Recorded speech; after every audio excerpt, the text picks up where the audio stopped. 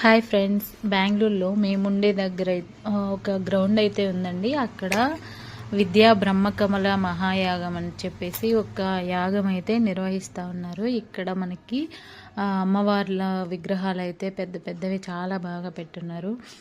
ముందుగా మనకి వారాహి అమ్మవారు ఉంటారు, తర్వాత పెద్ద సరస్వతీదేవి విగ్రహం అయితే పెట్టున్నారు. చూడడానికైతే చాలా బాగుంది.